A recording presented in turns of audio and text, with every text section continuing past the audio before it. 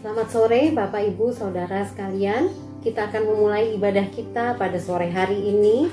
Kita akan sama-sama menaikkan doa yang diajarkan oleh Yesus Kristus, yaitu doa Bapa kami. Mari kita berdoa. Bapa kami yang di surga, dikuduskanlah namamu, datanglah kerajaanmu, jadilah kehendakmu di bumi seperti di surga. Berikanlah kami pada hari ini makanan kami yang secukupnya, dan ampunilah kami akan kesalahan kami, seperti kami juga mengampuni orang yang bersalah kepada kami. Dan janganlah membawa kami ke dalam pencobaan, tetapi lepaskanlah kami dari yang jahat. Karena Engkaulah yang punya kerajaan, dan kuasa dan kemuliaan sampai selama-lamanya. Amin. Mari kita menyatukan hati Bapak Ibu Saudara, kita mau berdoa syafaat bersama. Bapa, kami mengucap syukur untuk bangsa Indonesia di mana kami tinggal saat ini. Bapa, kami berdoa kiranya damai sejahtera-Mu turun atas bangsa kami. Kami bersyukur untuk pemerintah kami, Bapak Jokowi, Bapak Ma'ruf Amin, dan juga segenap menteri yang ada, segenap pemerintahan yang ada di pusat maupun di daerah-daerah. Bapa, kami berdoa Engkau tuntun mereka, kiranya mereka boleh melakukan tugas mereka dengan motivasi yang benar, dengan kejujuran ya Tuhan.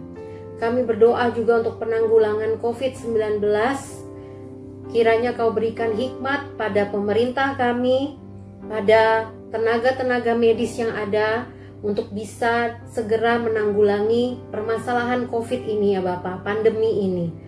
Bapak, kami berdoa Engkau berikan hikmat-Mu pada pemerintah kami yang menerapkan segala kebijakan yang ada. Kami juga berdoa untuk rumah sakit, untuk dokter-dokter yang ada, mereka yang bekerja untuk menemukan vaksin. Engkau berikan hikmat-Mu juga kepada mereka Tuhan. Perlindungan-Mu atas mereka yang bekerja di garda depan dalam menanggulangi COVID ini ya Tuhan. Kami berdoa untuk Rock Ministry ya Tuhan, dimanapun berada, di Indonesia maupun di luar negeri. Engkau berikan hikmat-Mu pada setiap gembala-gembala yang ada, agar bisa membawa jemaat-Mu bertumbuh sesuai dengan firman Tuhan. Berdoa untuk gereja-gereja-Mu juga dimanapun berada ya Bapa, yang beribadah pada hari ini. Kami berdoa agar Engkau memakai gereja-gereja-Mu sebagai terang-Mu, sebagai alat untuk menyampaikan kebenaran firman-Mu kepada setiap orang-orang percaya dimanapun berada Tuhan. Kami berdoa untuk gembala senior kami, Pastor Timotius Arifin, Pastor Roni Daud Simeon. Berikan hikmat-Mu pada mereka, perlindungan, kesehatan-Mu atas mereka sekeluarga ya Tuhan. Bapak, kami berdoa untuk gembala kami, Pastor Doni Lewaka Besi. Kami bersyukur Engkau telah menuntun, Engkau telah memelihara, memberikan kesehatan-Mu sampai hari ini. Bapa, kami berdoa agar Engkau terus memberikan kesehatan pada Pastor Doni. Kalau saat ini Pastor Doni sedang mengalami kelemahan tubuh ya Tuhan, Kau mau jamah, karuniakan kesembuhan-Mu bagi Pastor ya Bapa. Kami berdoa juga untuk jemaat-jemaat-Mu di GBI Rock Karawaci. Setiap jemaat-Mu yang ada ya Tuhan, perlindungan-Mu, kesehatan atas segenap jemaat-Mu dan keluarganya ya Bapa. Bapa, kami berdoa agar jemaat-jemaat-Mu ini adalah jemaat-jemaat yang senantiasa rindu untuk mencari kebenaran firman-Mu, agar mereka boleh terus bertumbuh di dalam Engkau, semakin kuat, semakin berakar di dalam Engkau ya Tuhan. Saat ini bila ada jemaat yang mengalami sakit penyakit atau kelemahan tubuh, kami berdoa Engkau jamah ya Tuhan. Belas kasihan-Mu atas segenap jemaat yang ada ya Tuhan. Secara khusus Pak Tenggo yang saat ini juga sedang sakit, Tuhan Kau mau tolong ya Tuhan. Engkau sembuhkan ya Bapa. Engkau berikan kekuatan pada Pak Tenggo dan pemulihan ya Tuhan untuk tubuhnya. Terima kasih ya Tuhan, pada sore hari ini kami akan segera memulai ibadah kami. Kami mau memuji, meninggikan Engkau, dan juga kami rindu untuk mendengarkan firman-Mu ya Tuhan. Di dalam nama Yesus kami berdoa. Amin.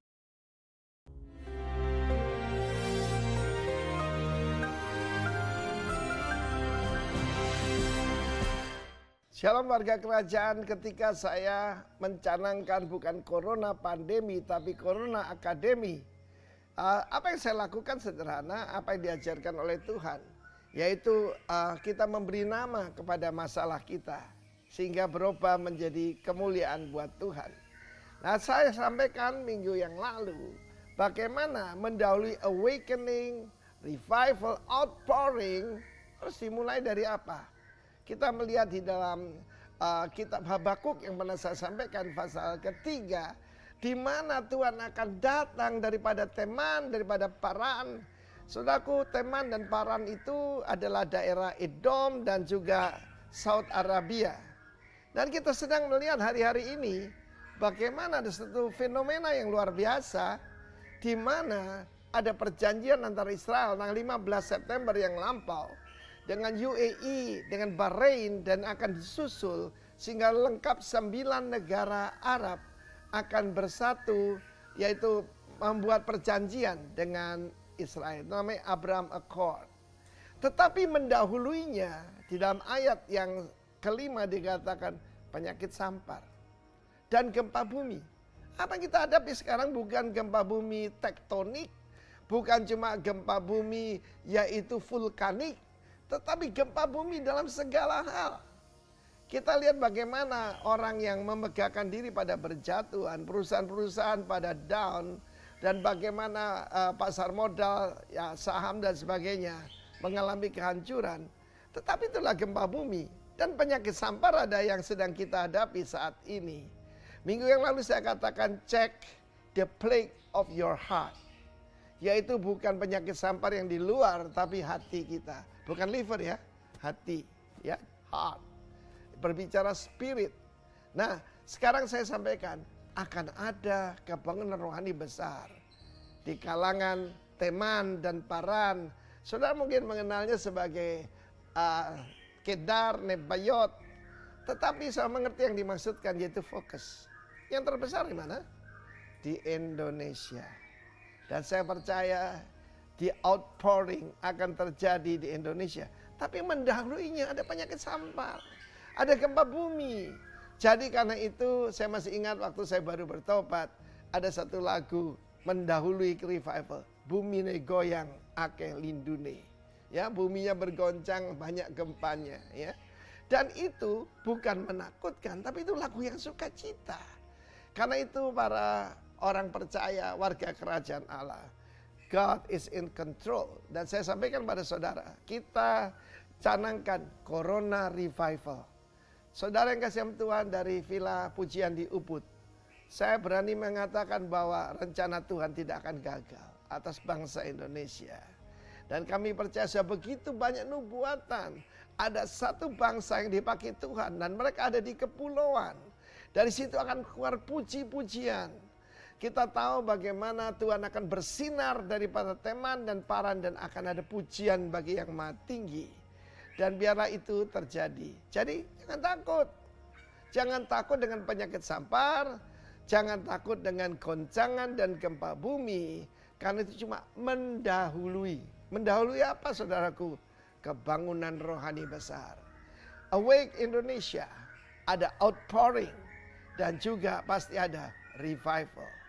Saya berdoa supaya tidak terjadi penumpahan darah seperti 1965. Tapi lewat ini banyak orang akan kembali pada Tuhan.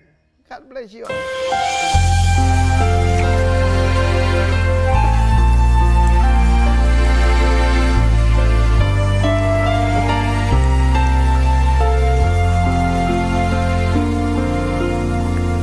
Kemanakah kami mencari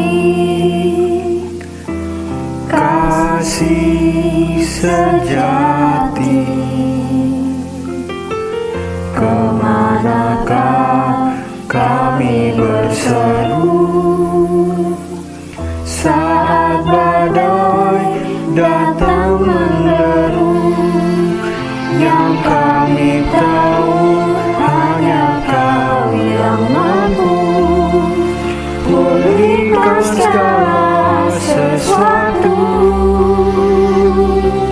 Kami perlukan keajaiban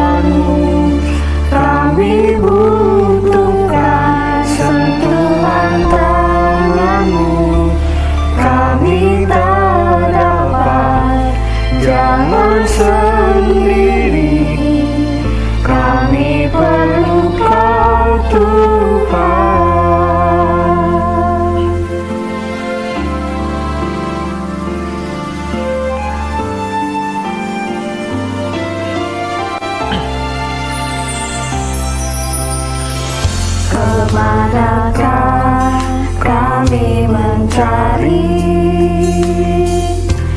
kasih sejati? Kemanakah kami berseru saat badai datang menderu? Yang kami tahu hanya Kau yang mampu pulihkan segala sesuatu. Kami perlukan keajaiban-Mu, kami butuhkan sentuhan tangan-Mu. Kami tak dapat jalan sendiri, kami perlu Kau Tuhan.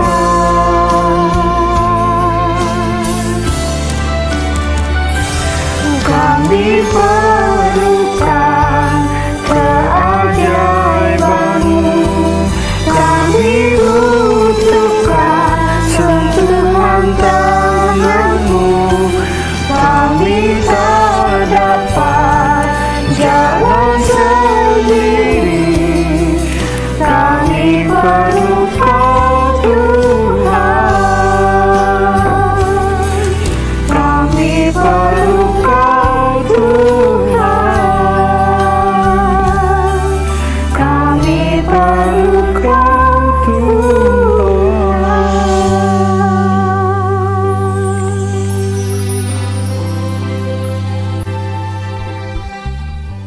Saya menyampaikan firman Tuhan berjudul MOG, Man of God.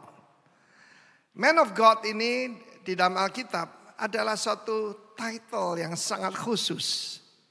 Tidak untuk semua orang ternyata. Musa disebut Man of God. Dan kita lihat juga Elia, Elisha. Dan juga ketika Tuhan Yesus menampakkan diri dan memberi pesan kepada orang tua dari Simson. Ibunya berkata begini, a man of God datang ke tempat kita. Saudaraku yang kekasih Tuhan, ada banyak title yang membuat orang jadi sombong dan congkak. Saya ketemu banyak orang kalau setelah lulus sekolah teologi, mestinya kan tambah rendah hati, tambah mengerti. STH tapi sangat tinggi hati, saudara. Begitu MTH makin tinggi hati. Setelah S3, DTH, Duile, tinggi hatinya. Bahkan saya pernah ketemu seorang profesor, tidak khotbah di sini, ya, tapi dalam satu pertemuan semua sekolah tinggi teologi seluruh Indonesia yang harus 430 sekian, yang datang kurang lebih separuh. Dia tidak mengakui Alkitab itu firman Allah. Yaitu OMG, saudaraku, oh my God. Bukan man of God. Mari kita lihat 1 Raja-Raja pasal 13. Sedikit latar belakang. Maka pada saat itu kerajaan Israel sudah pecah. Negara selatan, kerajaan yang selatan dipimpin Rehabeam. Putra dari Salomo. Nama ibunya Maakah. Sayang sekali bukan orang Israel, orang Amon. Kita tahu bagaimana Salomo mencintai banyak perempuan asing. Dan itu yang menyebabkan hancurnya dia. Kita melihat bagaimana David, seorang yang berkenan pada Tuhan, kecuali di dalam hal istri Uria, yaitu Batsheba. Lalu kemudian Salomo, sangat kaya dan kerajaannya bukan terbatas kecil seperti ini, tapi dari sungai Nil sampai sungai Efrat. Itu yang dijanjikan Tuhan kepada Israel. Itu gambaran sedikit daripada kerajaan 1000 tahun yang akan dipimpin oleh Tuhan Yesus. Lalu kemudian kan turun ya. Secara keuangan ekonomi hebat luar biasa. Tapi secara rohani bangkrut. Lalu waktu Rehabeam, maka justru kerajaan itu pecah. Lihat namanya kan bagus. Ketika dia lahir, putra dari raja terkaya di dunia namanya A People Has Enlarged. Saudaraku, tema bulan ini movement.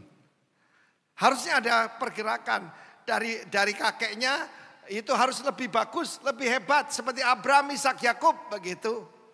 Tapi sayang justru terpecah. Yerobeam adalah seorang hamba daripada Salomo dan Tuhan bangkitkan untuk mengkoreksi Salomo. Kalau ada musuh di dalam kehidupan kita, Tuhan ingatkan dan mengkoreksi kita. Saya harapkan lewat corona ini saya beri nama corona correction juga. Siap dikoreksi oleh Tuhan? Saudara datang kan minta dikoreksi oleh Tuhan kan? Ya. A people will contend. A contend itu melawan. Revolusi. Nama yang tidak cocok buat anak Tuhan. Karena spirit yang sedang bekerja di dunia ini adalah lawlessness. The spirit of disobedience. Roh kedurhakaan. Mari kita baca dalam 1 Raja-Raja 13. Yerobeam berdiri di Mezbah. Kerajaan sudah pecah. Dan Yerobeam mendirikan agama baru. Supaya orang-orang di kerajaan utara itu yang terdiri dari 10 suku. Dan kemudian ketika dia mendirikan penyembahan anak lembu emas, suku Lewi kembali semua ke selatan.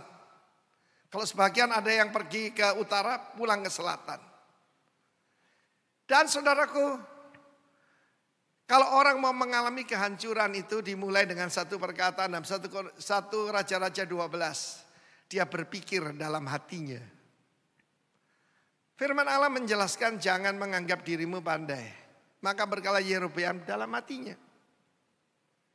Kita tahu orang Farisi dan pemungut cukai, he pray to himself. Dia berdoa kepada dirinya sendiri. Dan dirinya jadi Tuhan, saudara ya. Berpikir dalam hatinya.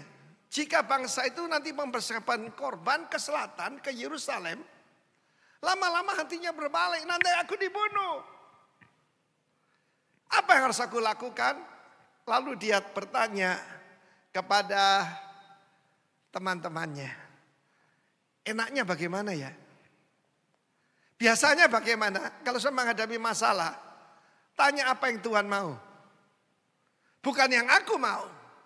Dan apa yang dilakukan orang-orang di negeri ini. Tapi ketika berkata begitu, dia mendirikan penyembahan lembu emas. Anak lembu emas adalah, itu belajar di Mesir. Tapi itu juga penyembahan kepada Baal. Dewa kemakmuran. Dia pasang di Bethel dan Dan. Bethel artinya house of God bukan? Kebetulan yaitu naungan kita gereja Bethel Indonesia. Bukan Bethel ya, Bethel. The house of God. Nanti tanggal 6 ini ulang tahun ke-50. Puji nama Tuhan, amin. Dan dari kurang lebih 6.000 jemaat sekarang akan menuju 10.000. Seperti yang didoakan dan diharapkan oleh founding fathers kita. Nah kita lihat di sini. Dia menaruh lembu yang satu di Bethel, yang lain di Dan. Dan hal itu menyebabkan orang berdosa. Bukan cukup berdosa sendiri, dia ngajak seluruh bangsa berdosa. Dan kita tahu bagaimana akhirnya 10 suku ini disebarkan di seluruh dunia. Dan karena itu orang panggil Yahudi. Karena hanya kerajaan selatan sebagian pulang kembali ke Israel. Saudara, dia mengangkat imam sekendak hatinya. Sudah jelas Tuhan mengatakan, Tuhan benci penyembahan berhala. Dan Tuhan telah memilih Yerusalem ya sebagai kota yang dia pilih, dan bait Allah itu mataku tertuju pada rumah ini dan doa dari tempat ini. Dia mendirikan kepercayaan lain. Saudara tahu mendirikan agama itu gampang sekali. Apalagi di Jepang. Di Jepang itu macam-macam saudaraku. Saya dengar cerita di Perancis. Ini kejadiannya abad yang lalu ya. Ada seorang datang menghadap yang berwajib. Ya, Kementerian Agama itu cuma ada di Indonesia, saudara. Tempat lain tidak ada. Tapi ketika mereka menghadap, kami mau mendirikan agama baru.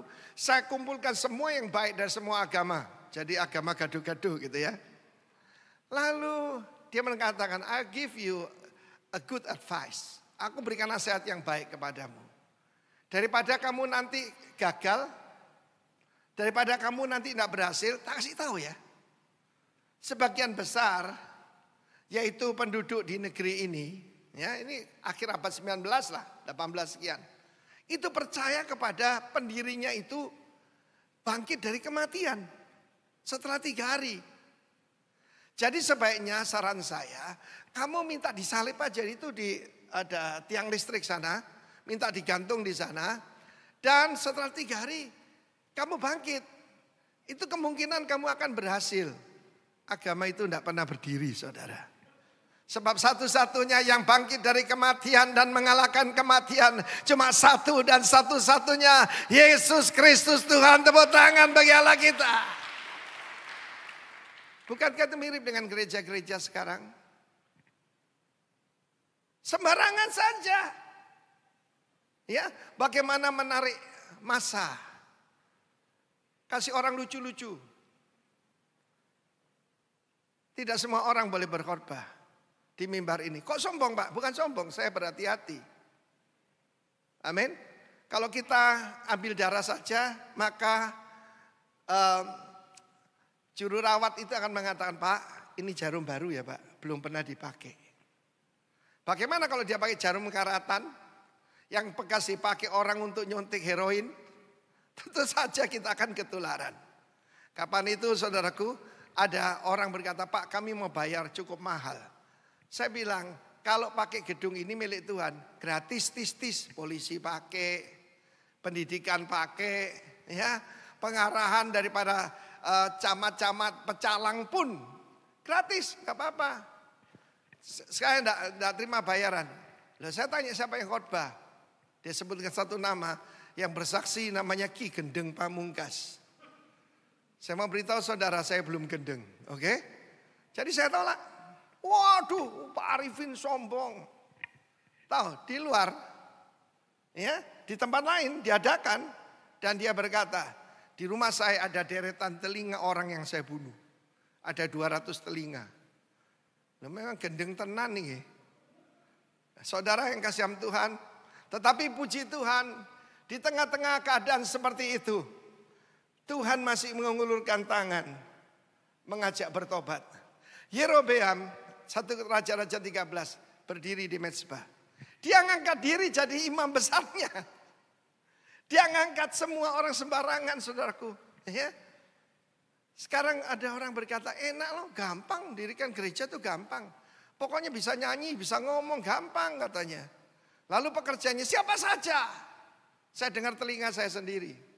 Ada teman saya berkata, besok minggu depan kamu pakai jas ya. Pakai jas. Loh Pak, saya ini belum bertobat benar-benar, saya baru berobat. Oh enggak apa-apa, pakai jas saja.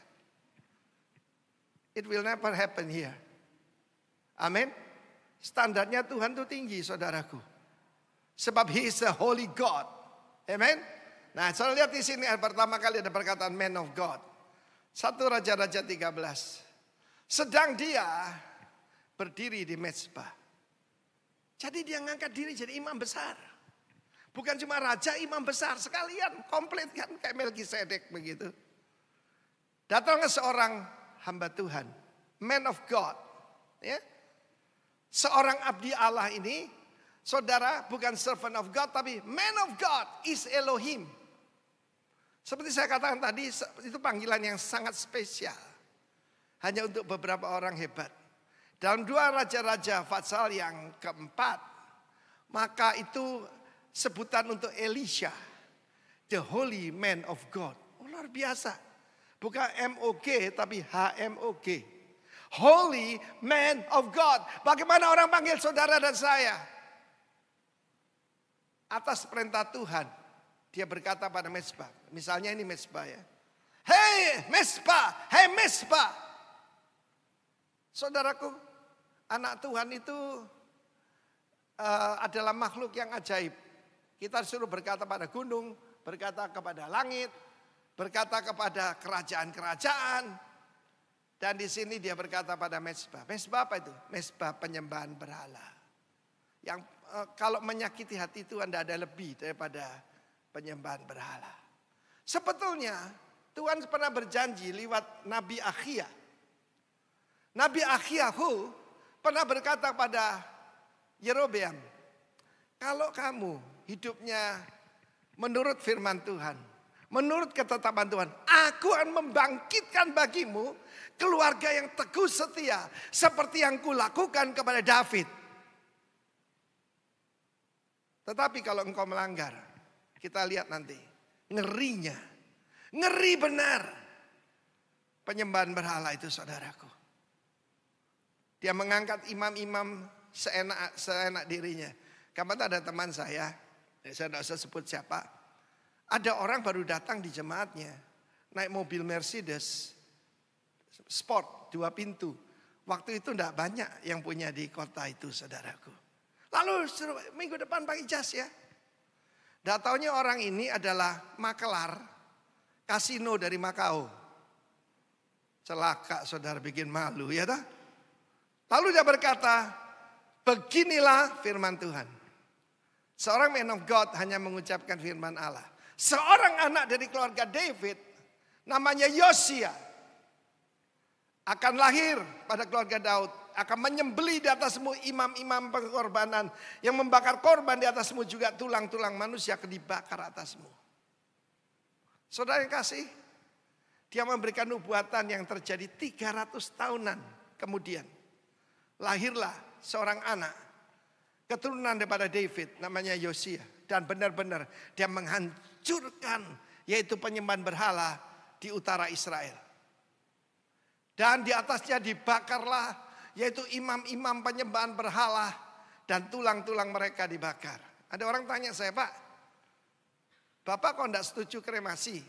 Ya, sebab dalam Alkitab, ya ditanam, saudaraku. Ya, bukan dikubur. Kalau bangkai kucing dikubur. Kalau tubuhnya anak Tuhan, saudaraku, ditanam. Sebab itu benih yang baik, yang akan tumbuh, amin, dibangkitkan oleh Tuhan. Sedapat mungkin. Dan soal kita lihat di sini, bagaimana pada saat itu dia memberikan satu tanda. Kita sebagai anak Tuhan, kalau kita ini man of God, tanda-tanda menyertai. Kita tidak membuat tanda-tanda, kita tidak bisa. Pak, bisa enggak menyembuhkan, saya mau latihan dulu menyembuhkan flu. Tidak bisa, kamu tidak bisa. Buktinya nih loh, ya, kalau bukan Tuhan loh ya. Kalau Tuhan, aduh, kanker kecil, saudara. Apalagi cuma corona, amin. Sekarang ini kesombongan manusia sedang dihancurkan oleh Tuhan. Ngadapi corona kecil, virus kecil yang tadi sudah cuci tangan semua, amblas saudaraku. Cuma sabun loh, bukan air keras. Perhatikan di sini apa tandanya. Pecahlah mezbah itu. Debunya berhamburan. Tapi sebelum itu Yerobeam berkata, tangkap dia. Ketika dia mengulurkan tangannya. Ketika orang niat jahat pada kita. Tuhan punya janji. Amin. Bahwa Tuhan, malaikat Tuhan berkemah sekeliling orang yang takut akan Tuhan. Barang siapa mengutuk engkau akan kukutuk. Barang siapa memberkati engkau akan kuberkati. Apa yang terjadi? Tangannya kejam, saudara. Dan pada saat itu raja yang sombong ini, dia berkata, tolong mintakan kepada Yahweh Allahmu. Kenapa dia tidak minta bantuan kepada anak lembu emas yang dia dirikan? Loh, dia bikin sendiri kok, saudaraku. Ada satu cerita tentang Abram diterangi oleh Tuhan. Satu hari Tuhan berbicara kepada dia. Saudara, dia tengah-tengah mana? Itu keluarga penyembah berhala, saudara. Mendadak saja Tuhan menyentuh dia dan pikirannya terbuka. Lalu keluarga mereka itu menjual, saudaraku, patung-patung berhala. Ada yang kecil, ada yang besar. Apa yang dilakukan Abram? Ini cerita bangsa Israel ya. Dia ngambil palu yang paling besar. Lalu dia hancurkan semuanya ya. Semuanya dihancurkan. Lalu ditaruh di tangannya patung yang paling gede. Bapaknya datang, ini apa-apaan ini? Siapa yang melakukan ini? Anu Pak, perang sendiri Pak. Ini yang gede yang hancurkan, yang kecil-kecil ini. Papanya bilang gini, papanya bernama Tera. Kamu kan tahu, tidak mungkin. Dia punya kaki tidak bisa jalan, punya mulut tidak bisa ngomong, punya tangan tidak bisa menolong. Dan ini kan umurnya baru 2 hari, kemarin kita baru taruh di showroom. Kata Abram, karena itu papa tahulah, saya ketemu dengan Allah yang hidup. Dan kita tahu bagaimana dia mengajak papanya keluar dari Ur Kasdim. Saudara yang kasih, pada waktu itu tanda pertama mezbah itu hancur, saudara.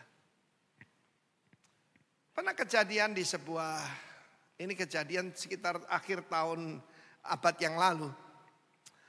Dan ini disaksikan oleh rekan kita yang pernah berkhotbah di sini beberapa kali, Pendeta Tommy Tenney dari Amerika.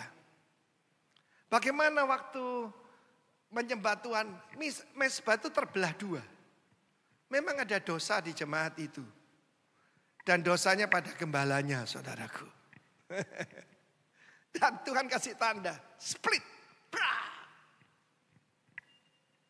Dan saya masih ingat ketika meresmikan geraha itu, Betani di Nginden, Pak Alex tanya saya, Vin, siapa itu pendeta yang waktu dia khotbah, mezbahnya itu, mimbarnya terbelah itu siapa? Saya bilang, saya cuma kenal Tommy Tenney, undang dia. Dan Tommy Tenney berkhotbah di Nginden waktu itu. Tetapi saudara yang kasih Tuhan, Tuhan sanggup menghancurkan. Yaitu penyembahan dalam bentuk apapun, semua penyembahan palsu. Amin. Lalu yang kedua, tangannya jadi kejang saudara. Tangannya begini, dan saya ditarik kembali. Saya sering mengalami salah satu saja kesaksian saya. Satu hari ada seorang ibu komplain tentang suaminya.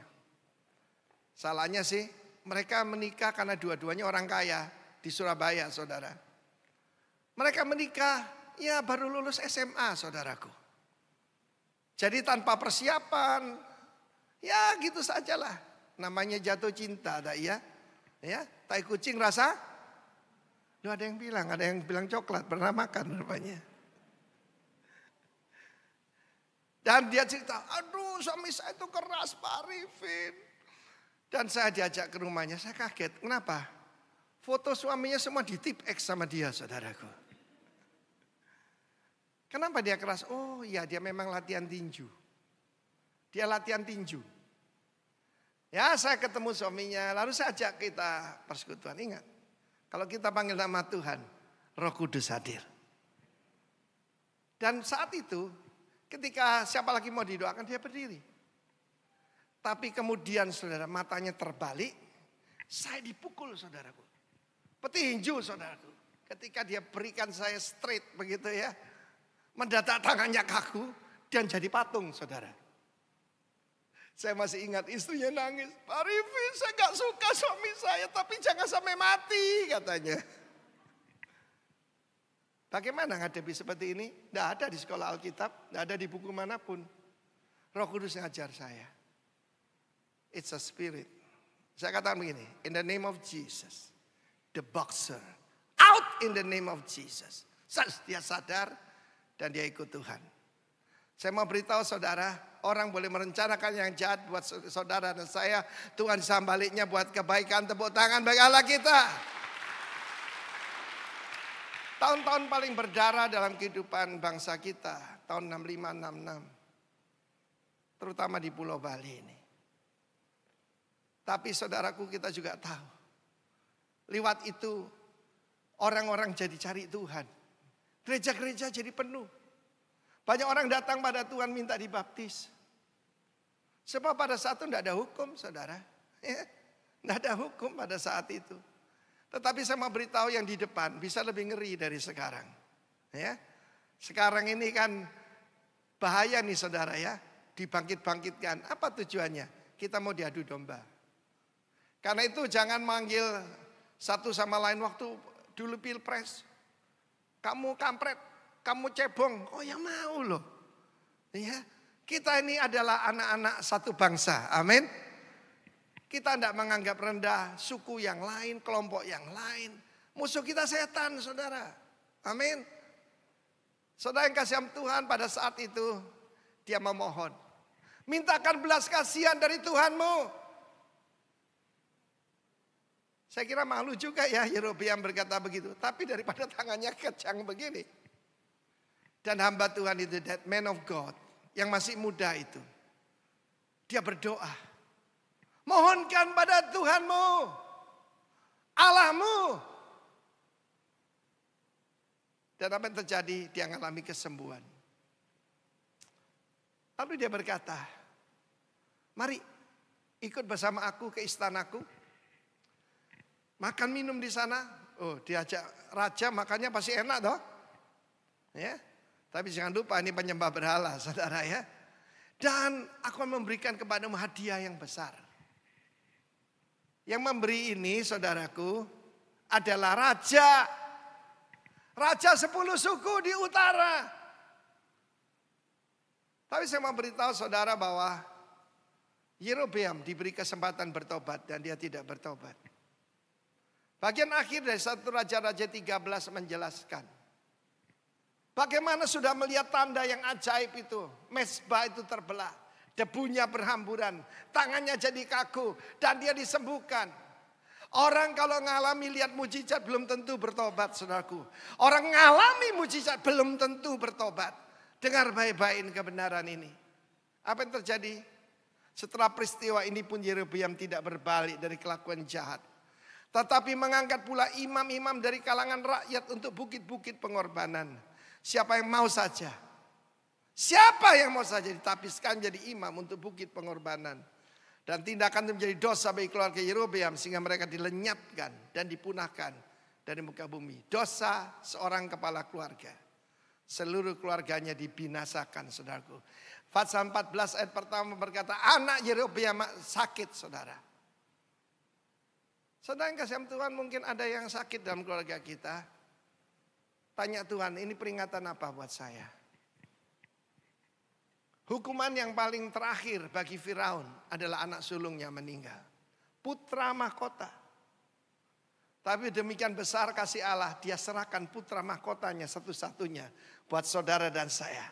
Terpujilah raja di atas segala raja. Amin. Tepuk tangan buat dia, saudaraku. Jadi kita melihat di sini, dia menolak sebab perintah Tuhan dengan jelas berkata, jangan makan atau minum di tempat itu. Dan kembalilah melalui jalan yang lain. Itu yang Tuhan mau dalam hidup kita, kembali melalui jalan yang lain. Ketika orang-orang Majus, Magoi, datang setelah menyembah Yesus dan bertemu dengan Herodes, Herodes berkata, cari ya kalau ketemu raja yang baru lahir itu, nanti aku datang menyembah dia. Bohong. Kalau orang berkata nanti, atau saya pikir-pikir, biasanya nggak terjadi, saudara. Tetapi mereka pulang melalui jalan yang lain sebab telah diperintahkan Tuhan. Mau hidupmu berubah? Pulang melalui jalan yang lain. Melalui jalan kebenaran, jalan kekudusan. Amin, saudaraku. Kalau kita terus berjalan di jalan yang sama, jalan dosa, berbagailah orang yang tidak berjalan menurut nasihat orang fasik, tidak berdiri di jalan orang berdosa, dan duduk di kumpulan pencemooh. Coba perhatikan dengan siapa kita bergaul, kita ngopi dengan siapa. Kalau saya mau menjangkau orang, siapa saja, termasuk LGBT apapun. Tapi untuk bergaul, kita harus pilih teman kita. Dengan penzina, penipu, penyembah berhala, jangan sekali-kali kamu makan bersama. Sekalipun kalau mereka menyebut diri saudara, artinya Kristen, tapi hidup dalam dosa, jangan bergaul dengan mereka. Sebab pergaulan yang buruk merusak kebiasaan yang baik. Lalu selanjutnya ada cerita yang sangat aneh. Hamba Tuhan muda ini hebat ya. Menyelesaikan tugas dengan luar biasa dan memberikan peringatan untuk seluruh bangsa. 10 suku di utara diberi peringatan, terutama rajanya. Tapi dalam ayat selanjutnya di Betel ada seorang nabi tua. Di kota yang sama, di tempat penyembahan berhala ada nabi tua. Kenapa sih Tuhan tidak pakai dia? Rupanya sudah undur, saudaraku. Rupanya sudah nggak ada urapan. Dia mantan diurapi. Mau dipanggil mantan diurapi? Saya pernah menerjemahkan orang yang khotbahnya gini. Dulu saya dipakai Tuhan. Dulu dipakai Tuhan luar biasa. Dulu orang buta melihat. Dulu orang mati bangkit. Yang penting sekarang. Ada seorang nabi tua. Anaknya beritahu, wah Pak hebat Pak. Ada nabi muda. Siapa namanya? Tidak ada namanya. Tapi luar biasa spektakuler. Mesbah terbelah, raja tangannya kejang dan disembuhkan. Luar biasa Pak.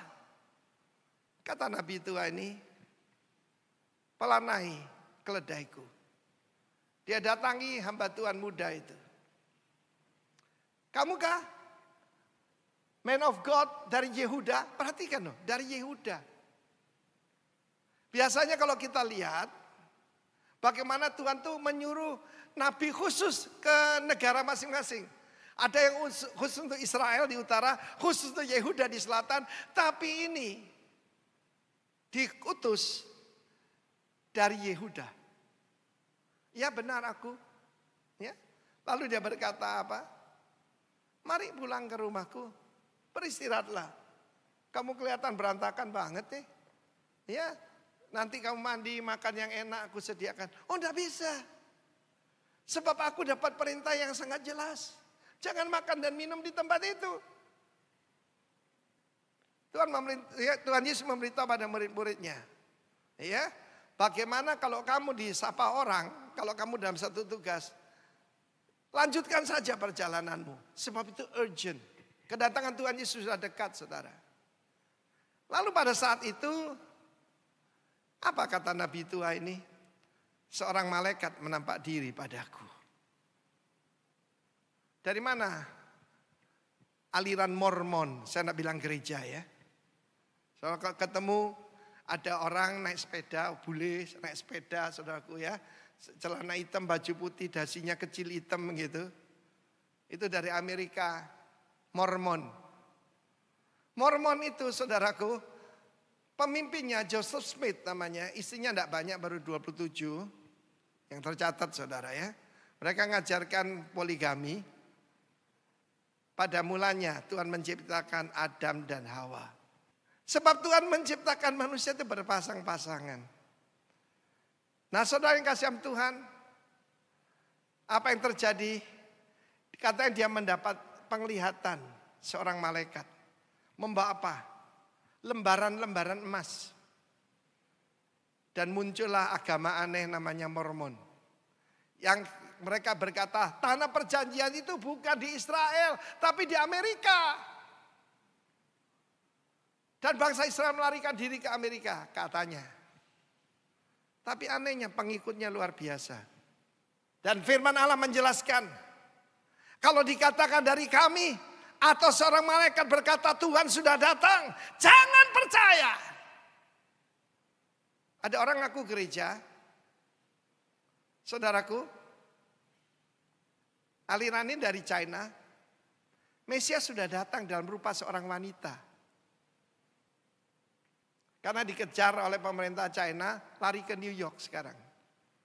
Pengikutnya jutaan, saudaraku.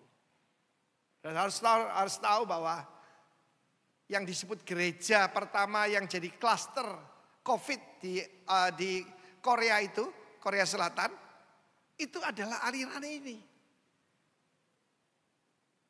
Saudara, kita melihat bagaimana bahaya daripada bad counsel. Oh ya Yerobeam, ya silakan aja. Jangan tanggung-tanggung. Anak lembu emas jangan disiri. Tidak juga. Kenapa hidup kita kacau? Kita dengarkan nasihat yang buruk, saudaraku. Demikian juga pecahnya kerajaan ini gara-gara bad counsel. Rehabeam didatangi Yerobeam dengan perwakilan tua-tua Israel. Bapakmu itu memberikan pajak yang terlalu tinggi buat kami. Kurangi dong pajaknya.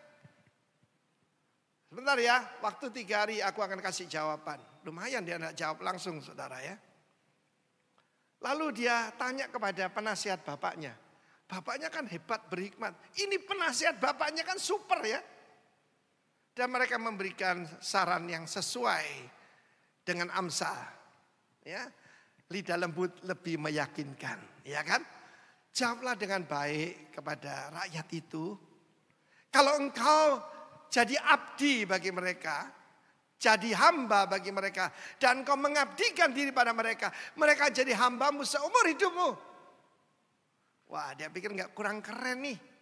Saya ini anaknya raja terkaya di dunia, masa jadi pelayan? Satu hari di STT kita saya menyebarkan kertas dan saya bilang keluarkan pena kalian. Kalau saudara dengar yaitu tentang leadership, kepemimpinan. Gambarkan di situ, bukan tulisan ya, gambar.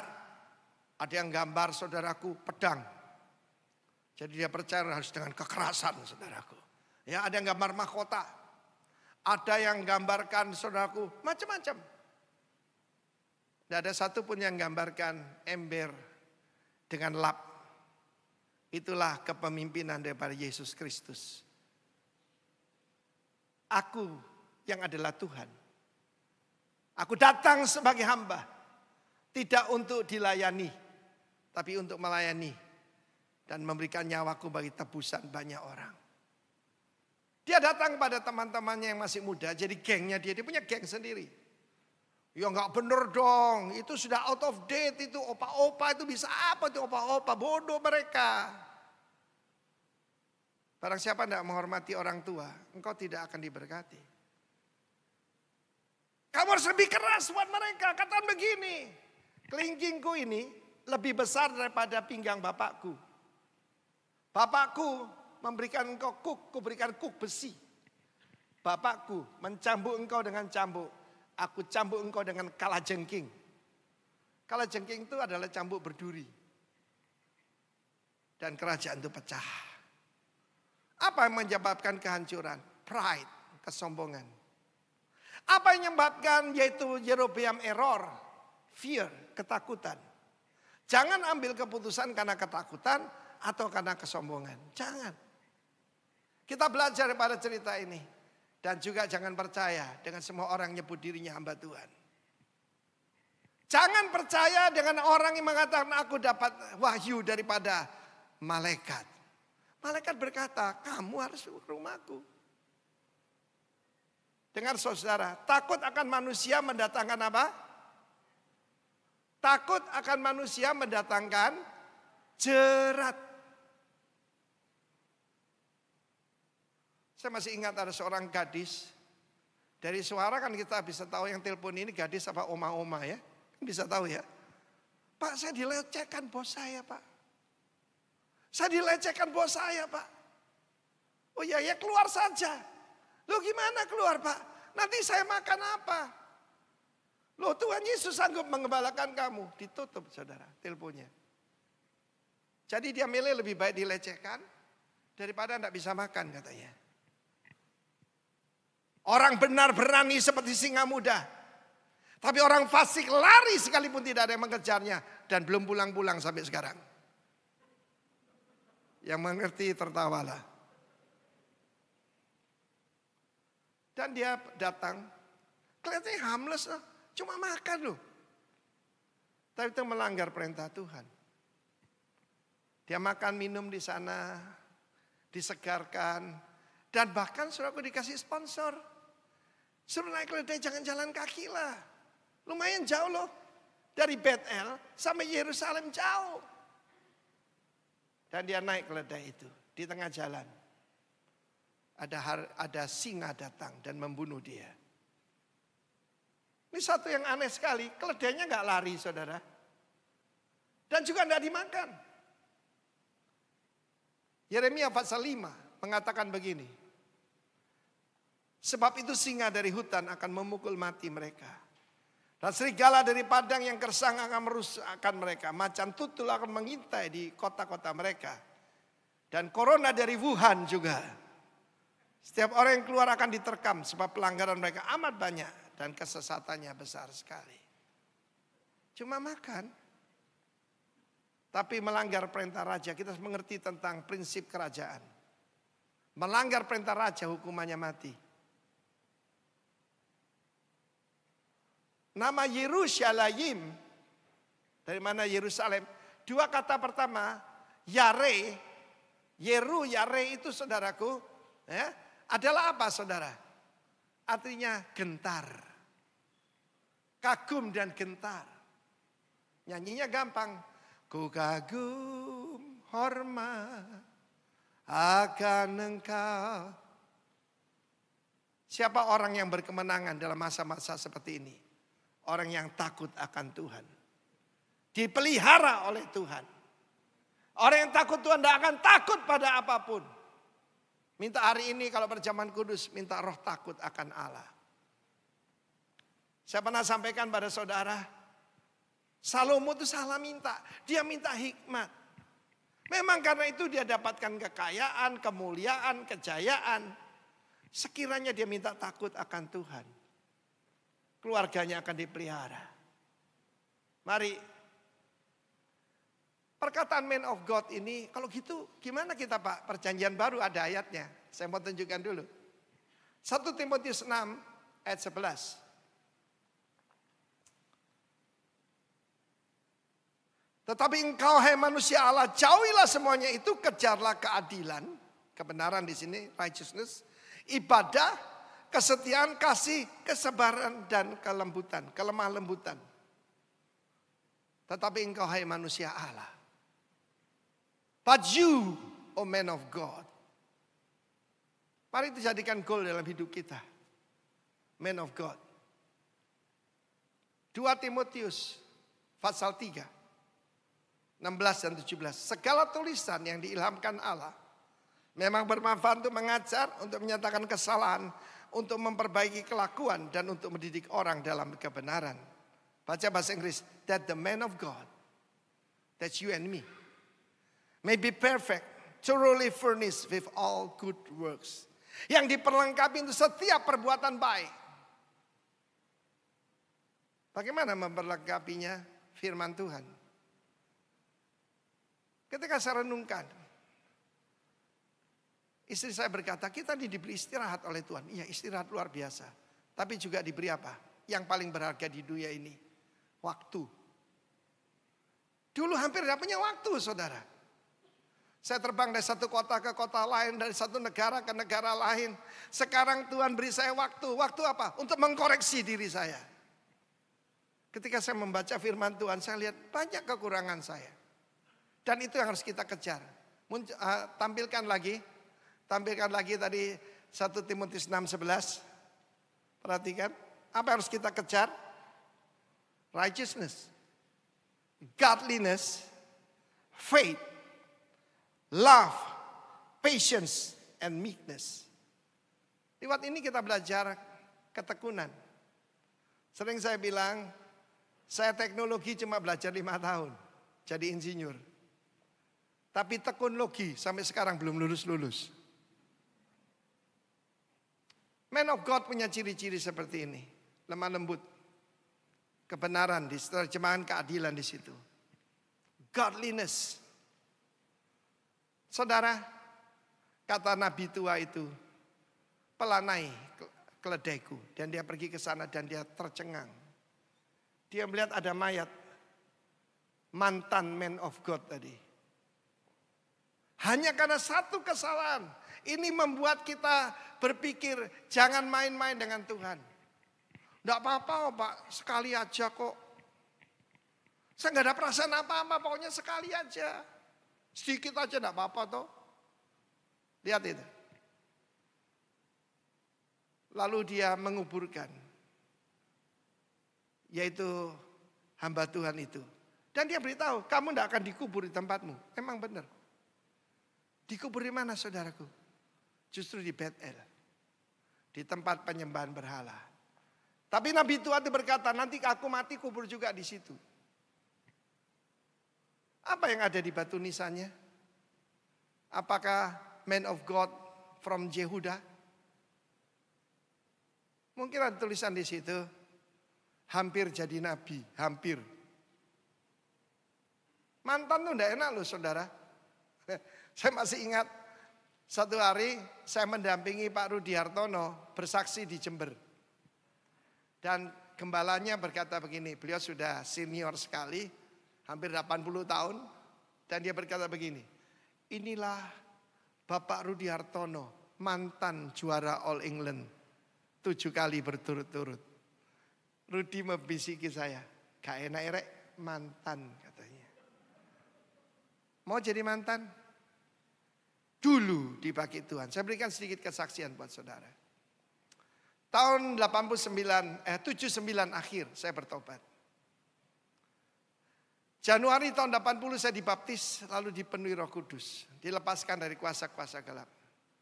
Dan saya mulai melayani Tuhan, di rumah saya ada persekutuan. Setiap Jumat itu selalu penuh dengan mujizat.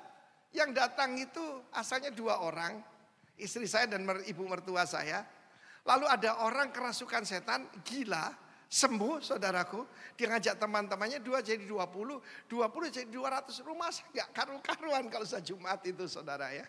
Mobil dari ujung sampai ujung.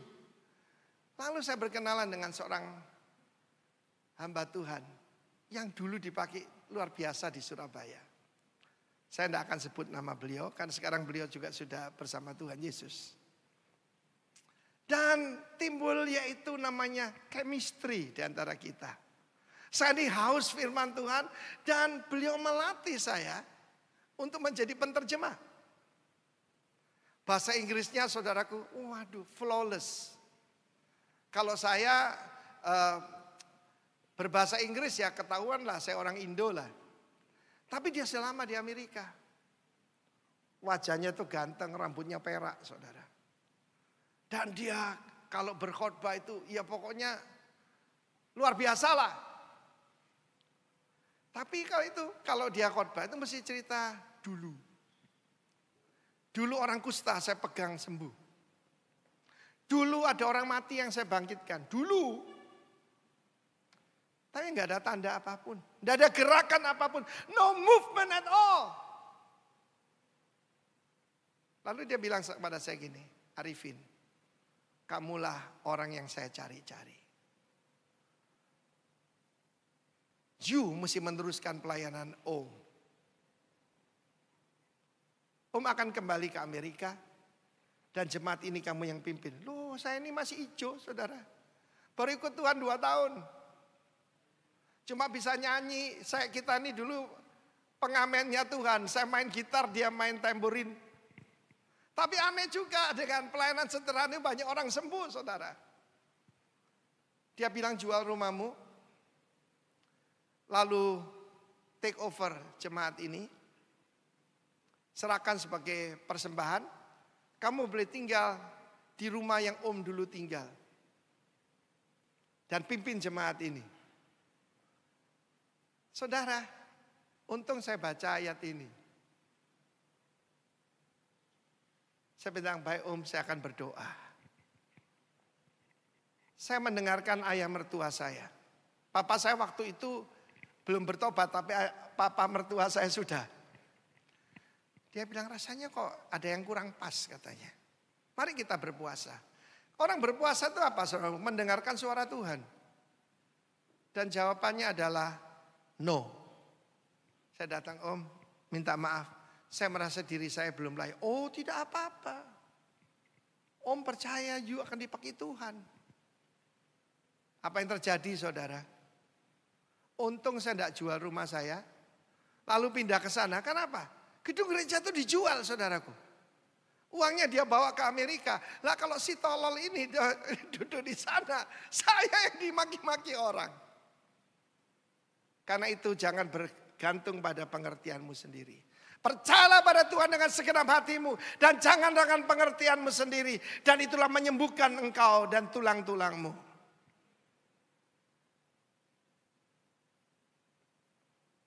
The danger of a bad counsel. The danger daripada pengajaran sesat. Cuma masalahnya orang Indonesia ini suka dengan sensasi. Mereka ikut pendeta yang berkata ke saya berapa hari sekali naik turun surga.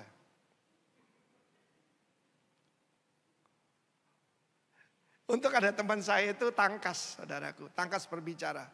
Dia berkata, aku tahu siapa yang biasa naik turun surga. Tahu siapa? Iblis. Ayub pasal 1 naik turun surga. Tapi orang mengikut orang-orang semacam itu. Pak Arifin terlalu tradisional, kurang spektakuler. Ya terserah, saya tidak mengejar tanda. Tanda mengikuti orang percaya. Tepuk tangan bagi Allah kita. Saya cuma lengkapi dengan ngerinya penyembahan berhala. Ketika anak Yerobeam sakit, dia utus istrinya menyamar. Pergi kepada Ahia. Ahiahu itu artinya the brother of Jehovah. Nama bagus ya. Brother juga berarti pendukung atau worshipper of Yahweh. Tuhan Yesus menjadi anak sulung. Bukan anak satu-satunya lagi dalam perjanjian baru. Kita ini adik-adiknya saudara. Ahia sudah tua dan dia buta. Tapi dia tahu dari derap langkah itu. Kamu istri Yerobeam. Sampaikan kepada dia. Engkau telah menyakiti hatiku. Engkau melemparkan aku ke belakang. Ya. Aku memberikan janji kepadamu tetapi engkau melanggar semuanya. Nanti tidak ada satupun laki-laki yang bisa kencing menghadap dinding yang tidak kubunuh. Dan ini tandanya. Ya, akan disergap oleh anjing mayatnya. Dan juga yang di luar kota dimakan oleh burung. Anakmu ini satu-satunya yang akan dikubur benar-benar. Hari ini saya ketemu dengan banyak keluarga yang sedih. Karena protokol COVID. Bahkan tidak bisa lihat, tidak tahu dikubur di mana. Tapi saudaraku, Tuhan berkata, nanti keturunanmu akan kusapu bersih. Seperti orang menyapu kotoran manusia. Seperti pinggan yang dibalik, dibersihkan, dihabiskan sama sekali. Waktu saya membaca ini ngeri banget saudara. Mengerikan sekali. Mengerikan bila jatuh pada tangan Allah yang hidup. Ada apa, yaitu berhala zaman sekarang ada. Namanya Mammon. Dan saya berdoa lewat Corona Academy, Corona Correction ini. Kita dibersihkan daripada berhala-berhala kita. Sehingga tidak ada yang kita kagumi kecuali Sang Raja. Amin. Nanti dibaca di rumah. Dan kau akan belajar bodohnya percaya kepada perkataan orang. Kenapa tertipu? Karena kita percaya pada penipu itu. Dan penipu itu harus kelihatan tidak seperti penipu. Dan orang bisa dikhianati oleh orang yang dekat. Dan orang jauh tidak bisa. Dalam hidup saya, ya pernahlah dikhianati, ditipu. Tapi itu koreksi buat hidup saya. Dan saya berdoa. Kalau saya dipanggil Tuhan sebelum Tuhan Yesus datang. Saya harapkan Tuhan Yesus segera datang. Dan kita semua diangkat. Are you ready for the rapture? Amin. Yang ready coba angkat tangan. Benar? Sudah periksa dari virus-virus di hati kita? Kalau ada batu nisan, saya rindu. Ditulis di sana MOG. Man of God from Bali. Saya tidak perlu dikenal sebagai apa-apa. Saya cuma rindu itu saja. Hamba Tuhan yang berkenan kepada Tuhan. Amin. Tuhan memberkati kita. Tuhan, ku mau menyenangkanmu. Naikkan supaya doa. Tuhan, ku mau menyenangkanmu. Tuhan, bentuklah hati ini jadi bejana untuk hormat-Mu. Cemerlang bagai emas murni. Tuhan, ku serahkan hidupku. Semua ku berikan padamu. Kuduslah hingga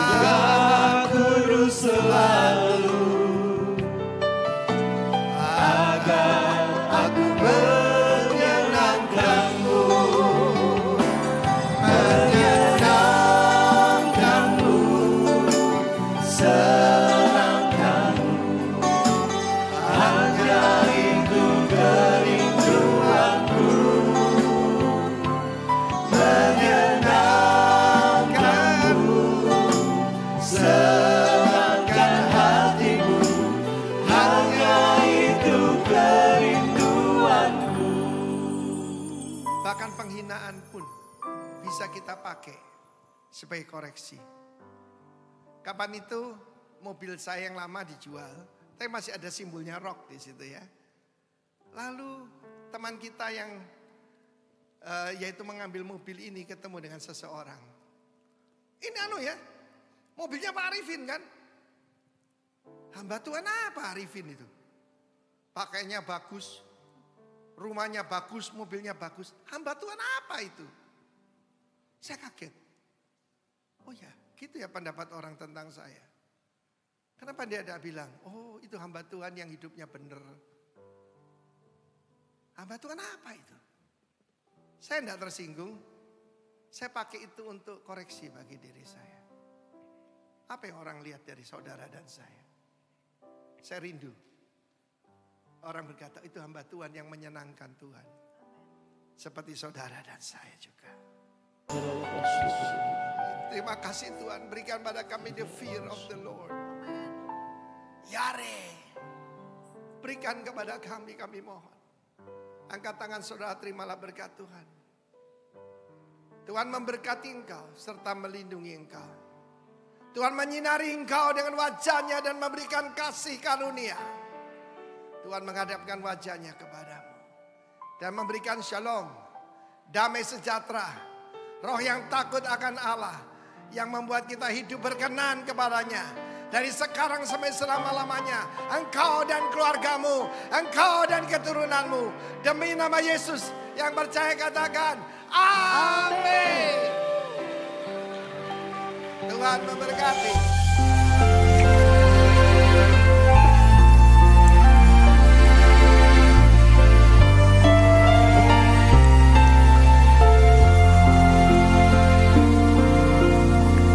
Kemanakah kami mencari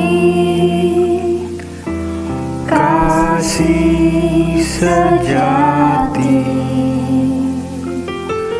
Kemanakah kami berseru saat badai datang?